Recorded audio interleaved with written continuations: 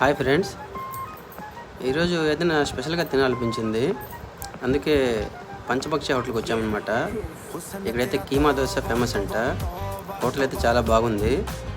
Interior decorations కూడా చాలా బాగున్నాయి హోటల్లో. అలాగే హైజీన్ కూడా చాలా బాగుంది.